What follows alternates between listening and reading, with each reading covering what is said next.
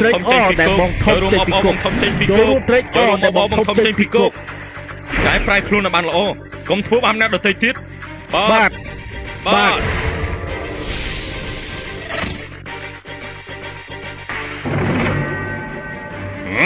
ញ៉ាំសងលើពុយភាពខ្ញុំសុំមកទៅពេលខ្ញុំពីមិនថ្ងៃពុយបានលោកតែសុំមកគេអស់ហើយពុយគ្មានលុយទេសុំឲ្យតែមួយសេទៅខ្លួនពុយគ្មានលុយបែរដល់ខ្ញុំថាយកគេអកសោះខ្ញុំអ្នកទទួលខុសត្រូវដោយខ្លួនឯងកុំប៉ះពាល់ឪពុកម្ដាយខ្ញុំចេតពីង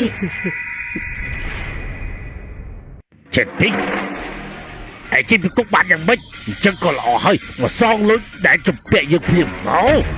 លុយស្អីទៅខូចខាតរបស់លោកសៀវ5សែនពេចមែនទេដែលគុកយូរខ្លាចជាល្ងងហើយមែនទេហ៎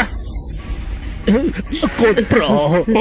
នៅទីបំផុតកូនត្រឡប់មកវិញហើយម៉ែកូនម្ដាយកូនប្រុសលើ5សែនទៅពួកយើងបានសងរួចហើយណានៅមានថ្លៃការទៀតដែលចុះមកយូរហើយមិនចង់ឲ្យថ្លៃការនៅខ្វះប្រហែលទៀតទៅរួមទាំងដើមទាំងការនៅខ្វះ18លានទៀតមិនមែនទេពួកគេកំពុងបោកប្រាស់យើងលេចម៉ែកើតអីហ្នឹងម៉ែឯងគេយំរហូតដល់ខ្វាក់ភ្នែកក៏ព្រោះតែឯងដឹងហើយពុំម៉ែចូលទៅសម្រាប់ខាងក្នុងសិនទៅពុំម៉ែកូនប្រុសធ្វើឲ្យអ្នកទាំងពីរលំបាកហើយកុំហោះដែលខ្ញុំបានសាងខ្ញុំនឹងចាត់ការវាដោយខ្លួនឯងបានត្រឡប់មកវិញក៏ល្អហើយកូនចិនពេងឯងនេះពិតជាកូនកតញ្ញូពិតមែនឥឡូវនេះម្ដាយឯងខ្វាក់ភ្នែកមានឯងមកមើលថែតិចទៀតដល់ឪឯងហើយហើយយើងថាឯងនេះហើយដែលធ្វើឲ្យពុកម្ដាយឯងលំបាកនោះអូយ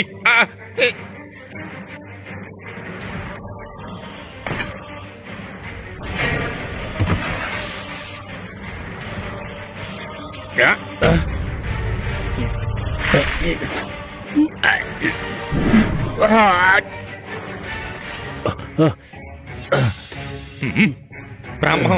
សៀវលុយណែណាសៀវលុយនឹងបាត់ស្រីរបស់លោកកឹងសាងកំពុងតែរៀបចំពិធីគោលការណ៍នៅឯសន្តាគារហ្វូហៅ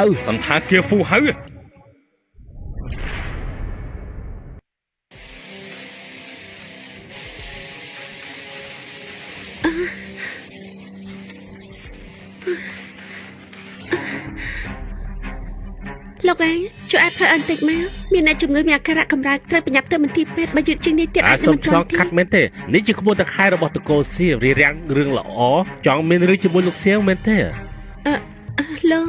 លោកសៀវចាប់ពិធីរៀបការនៅឯសន្តាគារតកូលសួររបស់ពួកយើងបើសិនជាទៅជាតិខ្ញុំមិនទៅអធិប្បាយជាមួយតកូលសៀវដល់ខ្លួនឯងណាក៏ដោយក៏ប្រញាប់ចេញទៅខ្ញុំទឿនលោកណាបើប៉ាខ្ញុំមិនអាចទៅព្យាបាលទាន់ពេលខ្ញុំមិនដល់លេងលោកប៉ានាងស្លាប់មានអីពាក់ព័ន្ធជាមួយនឹងខ្ញុំទៅយកល្អកុំមករៀបរៀងឆាប់ប្រញាប់ចេញទៅអេលីឃ្លីមានរឿងអីមែនទេកូនប៉ាអូយស្រីម្នាក់នេះពិតជាគួរអាណិតណាសង្ស័យមិនអាចរួចខ្លួនទេថែមទាំងមានរឿងជាមួយតកូលសៀវមែនហើយកាលមុននោះមានអ្នកធ្វើឲ្យលោកសៀវចំទាស់ចិត្តត្រូវលោកសៀវសម្លាប់ទាំងត្រកូលមិនអីទេប៉ាចាំមិនហើយលីឃ្លីប៉ាមិនអីទេបងឡុងបំបុកពុកវាទៅពួកឯងត្រូវដឹងថាបើធ្វើរឿងចំទាស់ចិត្តឈិនឡុងម្នាក់នេះនឹងជួបរឿងអ្វីខ្លះ